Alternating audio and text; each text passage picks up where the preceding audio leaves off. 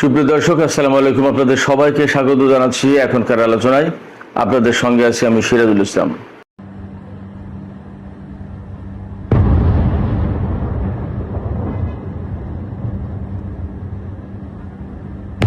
দর্শক, আমেরিকা এবং ইরানের মধ্যে বলা যায় যে পূর্ণমাত্রায় যুদ্ধ শুরু হয়েছে।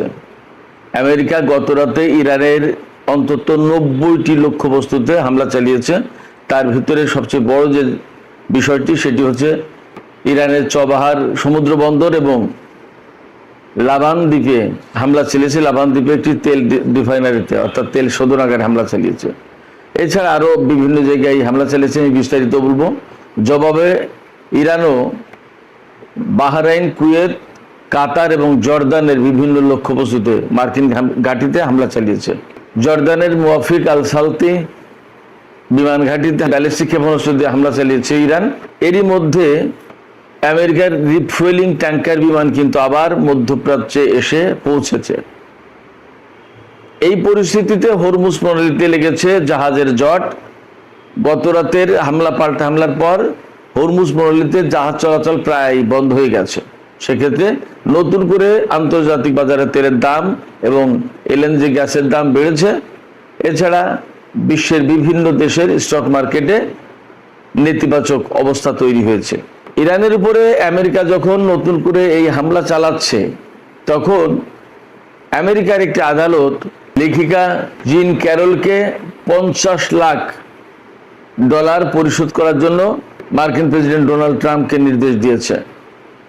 ডোনাল্ড ট্রাম্প এই অর্থ পরিশোধের বিষয়টি স্থগিত রাখার আবেদন করেছিলেন, কিন্তু আদালত সেই আবেদন নাকচ করে দিয়ে ডোনাল্ড ট্রাম্পকে এখনই $50 লাখ পরিশোধ করার নির্দেশ দিয়েছে। তাহলে কি ডোনাল্ড ট্রাম্প তার এই নারী কেলেঙ্কারি এবং অর্থ পরিশোধের এই লজ্জার ঘটনা ধামাচাপা দেওয়ার জন্য ইরানের উপর যুদ্ধ চাপিয়ে দিয়েছে, নাকি একেবারেই কাকতালীয়? সে প্রশ্ন কিন্তু আসছে। সুপ্রিয় দর্শক, এখনকার ভিডিওতে আমি এই সমস্ত বিষয় নিয়ে একেবারে বিস্তারিত আলাপ করার চেষ্টা করব। আশা করি আপনারা শেষ পর্যন্ত সঙ্গে থাকবেন। কোথায় কোথায় কে কিভাবে হামলা করেছে এগুলো মোটামুটি আমি বিস্তারিত বলার চেষ্টা করব। আর ভিডিও যদি ভালো লাগে তাহলে লাইক, কমেন্ট, শেয়ার করবেন এবং চ্যানেলটি সাবস্ক্রাইব করে সাথেই থাকবেন। দর্শক, চলুন বিস্তারিত আলোচনায় চলে যাই। দর্শক, আমি শুরুতেই যেমনটি বলেছি, ইরান এবং আমেরিকার মধ্যে গত রাত থেকে বলা যায় যে পূর্ণমাত্রায় যুদ্ধ শুরু হয়েছে। অনেক বড় বড় হামলা চালিয়েছে আমেরিকা ইরানের উপরে এবং ইরানও তার পাল্টা জবাব দিয়েছে খুব শক্তভাবে। ইরান তো আগেই বলেছিল আমেরিকা একটা হামলা করলে আমরা দুইটা করব, তার মানে 1:2 হবে। সেখানে ইরান কুয়েত, বাহরাইন, কাতার এবং জর্দানের উপর হামলা চালিয়েছে। এই দেশগুলোর মার্কিন ঘাঁটি লক্ষ্য করে হামলা। আগে হামলা চালাই মার্কিন বাহিনী। আমরা এই পর্যন্ত যুদ্ধে কখনোই দেখিনি যে ইরান আগে হামলা চালাচ্ছে। যা হোক, গত রাতে মার্কিন বাহিনী হামলা চালিয়েছে। তার আগে তো ডোনাল্ড ট্রাম্প বলেছিলেন যে আজকে রাতে আবার হামলা হতে পারে এবং আমরা এই যুদ্ধ হয়তো চূড়ান্ত চুক্তি করব না এবং এ থেকে আমরা মুক্তি পেতে চাই। ইরানের নেতাদেরকে গালিগালাজ করেছেন, তিনি ক্যান্সার বলেছেন, সহিংস বলেছেন, আবর্জনা বলেছেন, প্রতারক বলেছেন, ইরানের নেতাদেরকে অসুস্থ বলেছেন। ডোনাল্ড ট্রাম্প সুস্থ, ডোনাল্ড ট্রাম্প খুব ভালো মানুষ, প্রতারণা করে না, ডোনাল্ড ট্রাম্প একদমই ধোয়া তুলসী পাতা ভালো মানুষ। এর বিপরীত কথা তো এরকমই থাকে মোটামুটি ভাবে। যাই হোক, তো ডোনাল্ড ট্রাম্প ইরানের নেতাদেরকে এই সমস্ত গালিগালাজ করেছেন। আব্বাস আরাকচি কিন্তু একটা জবাব দিয়েছেন। ইরানের পররাষ্ট্রমন্ত্রী আব্বাস আরাকচি তিনি বলেছেন যে আমরা ডোনাল্ড ট্রাম্পের এই গালিগালাজ, এই অশ্রাব্য অশালীন কথা দিয়ে তাকে জবাব দেব না, আমরা জবাব দেবো আমরা কাজ দিয়ে। তার মানে আমেরিকা হামলা চালাবে, আমরা তার বিরুদ্ধে জবাব দেবো। তো যাই হোক, আমেরিকা গত রাতে হামলা চালানোর পর ইরান জবাব দিয়েছে। আমেরিকা কোথায় কোথায় হামলা চালিয়েছে? আমেরিকা প্রধানত হামলা চালিয়েছে ইরানের দক্ষিণ অঞ্চল জুড়ে, অর্থাৎ পারস্য উপকূল তার আশপাশের এলাকা জুড়ে। যেমন আপনারা সবাই মনে হয় জানেন চবাহার সমুদ্র বন্দরের কথা।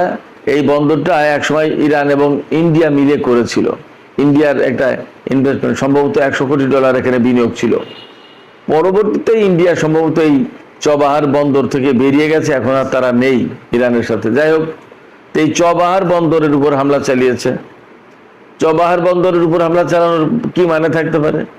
এখান থেকে তো জাহাজ চলাচল, কন্ট্রোল এগুলো করা হয়, বা বিভিন্ন দেশের জাহাজ ভেড়ে জাহাজ ছেড়ে যায়, জেটি, বন্দর। তাইলে এখানে হামলা চালানো এটা কি সামরিক লক্ষ্যবস্তু হতে পারে? এরপরে লাবান দ্বীপ, ইরানের একটা লাবান দ্বীপ আছে। এই লাবান দ্বীপটা হচ্ছে হরমুজ প্রণালী থেকে পশ্চিম দিকে গেলে কিস দ্বীপ, কেশম দ্বীপ আছে, তার থেকেও আর একটু পশ্চিমে গেলে এই লাবান দ্বীপ। লাবান দ্বীপের একটি তেল শোধনাগারে হামলা চালিয়েছে। খেয়াল করুন, তেল শোধনাগার। ইরানের গোলেস্তান প্রদেশের উত্তরাঞ্চলে, গোলেস্তান প্রদেশ, গিলান গোলেস্তান, এই গোলেস্তান প্রদেশের একটি রেলওয়ে ব্রিজে হামলা চালিয়েছে, ধ্বংস করেছে ব্রিজটা। বলা হচ্ছে, ইরানি বিশেষজ্ঞরা ধারণা করছেন যে আমেরিকা মূলত হামলা চালিয়েছে দক্ষিণাঞ্চলে। তাহলে উত্তরাঞ্চলে হামলা চালালো কে? এই হামলা চালিয়েছে ইসরায়েল। এবং আপনারা হয়তো অনেকেই জানেন, আমি এর আগে ভিডিওতে বলেছি যে ইরানের উত্তর পশ্চিমাঞ্চল, এই সমস্ত এলাকায় প্রধানত হামলা চালায় ইসরায়েল। তার সবচেয়ে সহজ সুবিধাজনক পথ হচ্ছে সিরিয়ার উপর দিকে গিয়ে, তুরস্কের ওই দিক দিয়ে গিয়ে আজারবাইজানের আকাশসীমা ব্যবহার করে হামলা চালায় ইসরায়েল। অথবা এমন হতে পারে যে আজারবাইজানে ইসরায়েলের স্থায়ী ঘাঁটি আছে, সেখান থেকে হামলা চালায়। আজারবাইজানের সাথে কিন্তু ইসরায়েলের অসম্ভব রকমের সম্পর্ক। মুসলিম বিশ্বে আজারবাইজান এবং সংযুক্ত আরব আমিরাতের মতো মনে হয় ইসরায়েলের আর কারোর সাথে এত ঘনিষ্ঠ সম্পর্ক নেই। তো এই আজারবাইজান থেকে হামলা চালিয়ে থাকতে পারে ইরানি বিশেষজ্ঞদের এমনই ধারণা। শুধু গোলেস্তান প্রদেশে একটি রেলওয়ে ব্রিজের উপর হামলা চালায়নি, তাবরিজ শহর, খুব ইতিহাসে বিখ্যাত একটা শহর, ইরানের একেবারে উত্তর পশ্চিম অঞ্চলের শহরের উত্তর পশ্চিমাঞ্চল কোনায়, আজারবাইজানের কাছাকাছি, এই তাবরিজ শহরে হামলা চালিয়েছে, বিমান হামলা চালিয়েছে। এছাড়া ইরানের চবাহার সমুদ্র বন্দর, যেটা এই চবাহার বন্দরের শহীদ বেহেশতি টাওয়ার, এটা হলো জাহাজ চলাচল কন্ট্রোলের যে টাওয়ার, সেই টাওয়ারে হামলা চালিয়েছে এবং বেশ বড় রকমের ক্ষয়ক্ষতি হয়েছে।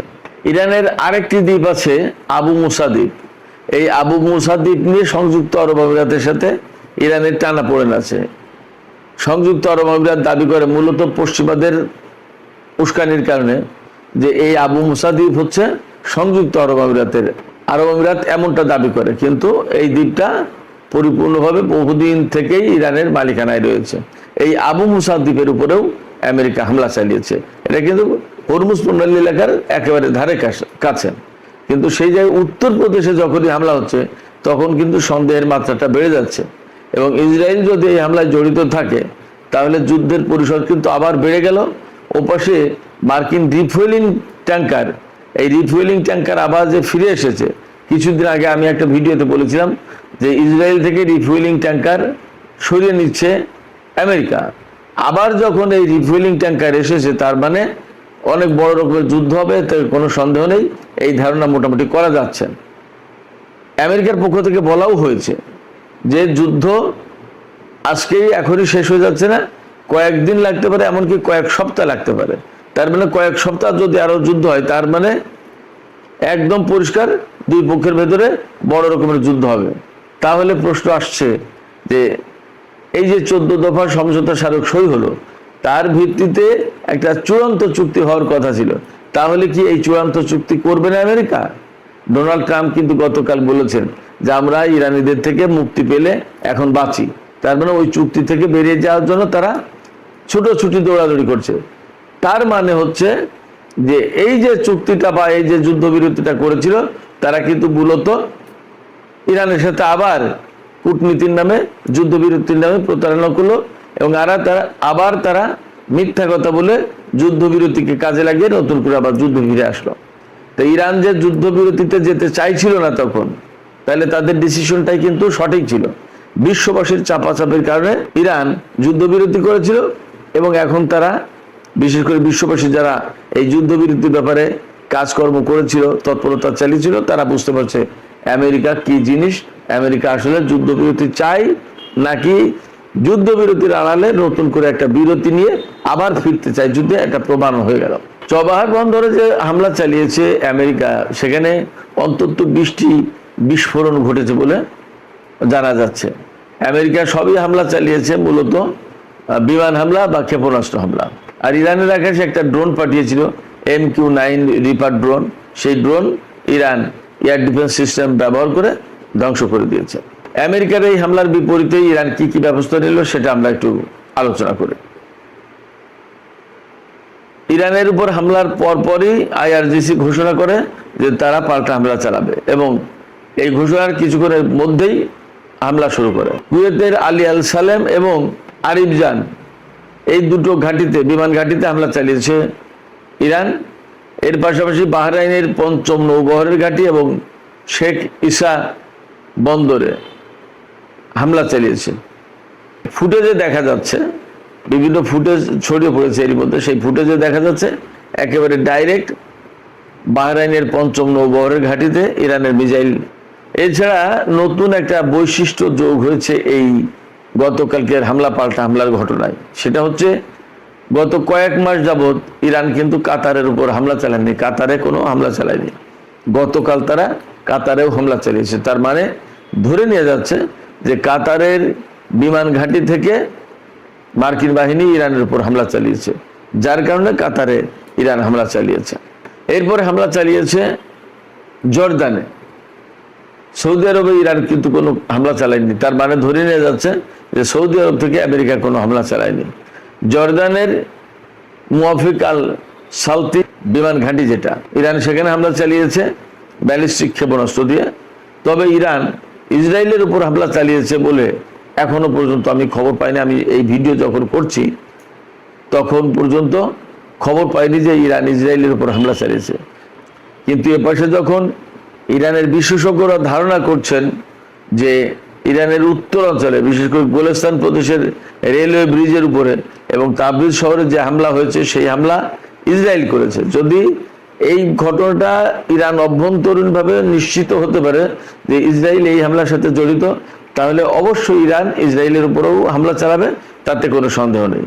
আবার একথা ঠিক যে ইসরায়েল কিন্তু বহুদিন থেকেই চাইছিল যে এই যুদ্ধ শুরু হোক, আবার এই যুদ্ধ যাতে বন্ধ না হয়। আমেরিকা যখন ইরানের সাথে যুদ্ধ বন্ধের জন্য চেষ্টা তদবির চালাচ্ছিল, তখন কিন্তু ইসরায়েল বারবার বলছিল যে এই যুদ্ধবিরতি দেওয়া যাবে না, যুদ্ধবিরতির প্রয়োজন নেই, হামলা অব্যাহত রাখতে হবে, ইরান সরকারকে একদম শেষ করে দিতে হবে। তো আমেরিকা জোর করে ইসরায়েলের সাথে অনেক ঝগড়াঝাটি বা অনেক বকাবকি হয়েছে, সমস্ত নাটক আমরা তো কম বেশি দেখেছি। তারপরে ইরানের সাথে যুদ্ধবিরতি করলো জোর করে, বলা যায়, ডোনাল্ড ট্রাম্প। এখন নতুন করে যখন ডোনাল্ড ট্রাম্প ইরানের বিরুদ্ধে যুদ্ধে ফিরে আসছেন, তখন তার মানে হচ্ছে যে ইসরায়েলের প্রধানমন্ত্রী বেনিয়ামিন নেতানিয়াহু সবচেয়ে বেশি খুশি হবে। তার চেয়ে বেশি খুশি মনে হয় আর কেউ হবে না, বা হয়নি আজকে। তো তার খুশি হওয়ার মূল কারণ হচ্ছে যে তিনি তো চাইছিলেন যে ইরানের সাথে যুদ্ধটা চলমান থাকুক, অব্যাহত থাকুক, ইরানকে একেবারে ধ্বংস করে দিতে হবে। তো সেই ধ্বংসের কাজে যখন আবার ডোনাল্ড ট্রাম্প ফিরে এসেছেন, তখন নেতানিয়াহু খুশি হবেন এবং নেতানিয়াহু অবশ্যই কোমর বেঁধে ইরানের বিরুদ্ধে যুদ্ধ শুরু করবেন, এটা স্বাভাবিক। তিনি কিন্তু বলেছেন যে যুদ্ধ আবার শুরু করতে হবে। যখন শুরু করতে হবে তিনি বলছেন, তাহলে নতুন করে ইসরায়েল, আমেরিকা এবং ইরান এই ত্রিমুখী লড়াইটা হবে। ত্রিমুখী লড়াই বলতে ইসরায়েল এবং আমেরিকা এক পক্ষে আর ইরান আর এক পক্ষে, এই লড়াইটা আবার প্রচন্ড রকমের হবে। এতে মোটামুটি যথেষ্ট সম্ভাবনা রয়েছে, আশঙ্কা রয়েছে। এখন আজকেই কিন্তু ইরানের সর্বোচ্চ নেতার দাফন অনুষ্ঠান, এরই মধ্যে ইরাকের নাজাব এবং কারবালায় জানাজা শেষে ইরানের মাশাদ শহরে আনা হয়েছে সর্বোচ্চ নেতার কফিন। সেখানে চূড়ান্তভাবে একদম শেষ জানাজা হবে, শোক, সম্মান, শ্রদ্ধা সবকিছু জানার হবে। তারপরে আজকেই তার দাফন অনুষ্ঠান। অনেকে ধারণা করছেন যে তেহরানে যত মানুষ হয়েছিল তার চেয়ে বেশি মানুষ হতে পারে মাসাদের এই জানা যায়। মাসাদ কিন্তু ওনার নিজের শহর, নিজের জন্মস্থান। এছাড়া ইমাম রেজার মাজার যেহেতু সেখানে আছে, প্রতিদিন হাজার হাজার মানুষের ভিড় থাকে, আর এই জানাজায় তিল ধারণের ঠাঁই থাকবে না। তো সেই জায়গায় আজকে আমার কাছে মনে হচ্ছে যে এই দাফন অনুষ্ঠান শেষ করার পরে ইরান পূর্ণ মাত্রায় যুদ্ধে জড়িয়ে যেতে পারে। আমেরিকা যদি অব্যাহত রাখে হামলা, তাহলে ইরান একেবারে পরিপূর্ণভাবে যুদ্ধ শুরু করে দিতে পারে। গতকালের হামলার আর একটা বিশেষ গুরুত্বপূর্ণ তথ্য হচ্ছে যে বাহরাইন মার্কিন বাহিনীর সাথে ইরানের বিরুদ্ধে যুদ্ধে যোগ দিয়েছে। অর্থাৎ মার্কিন বাহিনী যেমন ইরানের উপর হামলা চালিয়েছে, বাহরাইনের সেনারাও বা বিমান বাহিনী ইরানের উপর হামলা চালিয়েছে। এই খবর কারা দিচ্ছে? এই খবর দিচ্ছে সৌদি আরবের গণমাধ্যম আল আরাবিয়া। অতএব বাহরাইন যে হামলায় জড়িত তা অবিশ্বাস করার কোনো কারণ আছে বলে মনে হয় না। আল আরাবিয়া যেহেতু সৌদি গণমাধ্যম, আর সৌদি আরব হচ্ছে বাহরাইনের খুবই ঘনিষ্ঠ একটা দেশ। সৌদি আরবের কথায় উঠা বসা করে বাহরাইনের শাসকরা। সেক্ষেত্রে বাহরাইনের বিমান বাহিনী যদি ইরানের বিরুদ্ধে যুদ্ধে জড়িত থাকে, তাহলে ইরান এবার একেবারে চূড়ান্তভাবে হামলা চালাবে বাহরাইনের উপরে, এতে কোনো সন্দেহ নেই। নতুন বৈশিষ্ট্য যোগ হয়েছে। আগের যুদ্ধে কিন্তু সংযুক্ত আরব আমিরাত যোগ দিয়েছিল, এবার যোগ দিল বাহরাইন। তো বাহরাইনে অবস্থিত মার্কিন সামরিক ঘাঁটিতে হামলা চালিয়েছে ইরান। সেখান থেকে বড় রকমের কালো ধোঁয়ার কুণ্ডলী উঠতে দেখা গেছে, এবং ডাইরেক্ট হিট তো করেছে ক্ষেপণাস্ত্র, তা তো দেখা যাচ্ছে। তো এই সামগ্রিক আলোচনা থেকে যে কয়েকটা জিনিস মারাত্মক রকমের অনিশ্চিত হয়ে উঠছে, সেগুলো হচ্ছে ইরানের সাথে আমেরিকার যে চূড়ান্ত চুক্তি হওয়ার কথা ছিল, সেই চুক্তির সম্ভাবনা একেবারেই কমে গেল। তার মানে ইরানের উপর থেকে এখন আর নিষেধাজ্ঞা তুলবে না, ইরানের যে বিদেশে আটকে থাকা অর্থ সেগুলো আর দেবে না। তারপরে ইরান তাহলে আলটিমেটলি পরমাণু কর্মসূচিতে লাগাম টানার কোনো প্রশ্ন নেই। অনেক জায়গায় আলোচনা হচ্ছে যে ইরান পরমাণু কর্মসূচি জোরদার করতে পারে, এমনকি পরমাণু বোমা বানিয়েও ফেলতে পারে। যেহেতু আগের যে রাহবার ছিলেন তিনি ফতোয়া দিয়েছিলেন, তিনি নেই, এখন সেই ফতোয়া ইরান মানতে আর বাধ্য কিনা সেটা নিয়ে হয়তো আলাপ আলোচনা হবে। হয়তোবা পরমাণু বোমা বানিয়ে ফেলতে পারে, জানি না কি হবে, কিন্তু এমন আলোচনা চলছে। আর যে জিনিসটা হবে সেটা হচ্ছে যে আবার মধ্যপ্রাচ্য মারাত্মকভাবে অস্থিতিশীল হয়ে উঠল। এর মানেই হচ্ছে যে হরমুজ প্রণালী প্রচন্ড অস্থিতিশীল, এবং সেখান দিয়ে আর জাহাজ এখন চলাচল করতে পারবে কিনা আদৌ, সেটা নিয়েই প্রশ্ন। যখনই হরমুজ প্রণালী অস্থিতিশীল, জাহাজ চলাচল অনিশ্চিত, তখন তেলের দাম অলরেডি বেড়ে গেছে, গ্যাসের দাম অলরেডি বেড়ে গেছে, এবং আরও বাড়বে। সাকুল্যে বলা যাবে যে তেল গ্যাসের বাজারে আগুন লেগে গেল। যখনই তেল গ্যাসের বাজারে আগুন লেগে গেল, তখন সারা বিশ্বের অর্থনীতিতে ধস নামবে, অর্থনীতি স্থবির হবে, পণ্য মূল্য বেড়ে যাবে। এবং এবার কিন্তু যদি যুদ্ধ প্রলম্বিত হয়, দীর্ঘ হয়, তাহলে একটা অর্থনৈতিক মন্দাভাব সৃষ্টি হতে পারে, কিছু বলা যাচ্ছে না। এবং দুই পক্ষ যদি যুদ্ধে জড়িয়ে যায়, তাহলে ইসরায়েলের লক্ষ্য থাকবে এবার ইরানের যে নতুন সর্বোচ্চ নেতা, তাকে দুনিয়া থেকে সরিয়ে দেওয়ার চেষ্টা করা। তারা কিন্তু অলরেডি হুমকি দিয়ে রেখেছে আরো নেতাদেরকে হত্যা করবে। তাহলে ইরানের পক্ষ থেকে এবার আরো অনেক বেশি বড় মাত্রার যুদ্ধ করতে হবে বা করবে, এটাও তাদের ভাবতে হচ্ছে হয়তোবা। সেক্ষেত্রে যে পরিস্থিতি, তাতে মধ্যপ্রাচ্যে আরো আগের চেয়েও বড় যুদ্ধ দেখতে যাচ্ছি, এমন হলেও অবাক হওয়ার কিছু থাকবে না। সুপ্রিয় দর্শক, এখনকার আলোচনা এখানে শেষ করতে চাই। যাবার আগে আমি আপনাদের কাছে জানতে চাই যে আসলে আমেরিকা এবং ইসরায়েল যে ইরানের উপরে নতুন করে বড় যুদ্ধের একটা জোট পাকাচ্ছে বা পরিকল্পনা করছে, আসলে তাদের মূল উদ্দেশ্যটা কি? ইরানের নতুন সর্বোচ্চ নেতাকে, নতুন নেতৃত্বকে সরিয়ে দেয়া, নাকি আরো বড় চাপ সৃষ্টি করে ইরানকে আরো নতজানু করে অন্য কোনো চুক্তি সই করানো? আপনাদের মতামত কি সেটা জানিয়ে কমেন্টে লিখতে পারেন। আর ভিডিও ভালো লাগলে লাইক, কমেন্ট, শেয়ার করবেন এবং চ্যানেলটি সাবস্ক্রাইব করে সাথেই থাকবেন। দর্শক, এখনকার মতো এখানেই আজকের আলোচনা শেষ করছি। আপনারা সবাই অনেক অনেক ভালো থাকুন। আল্লাহ হাফেজ।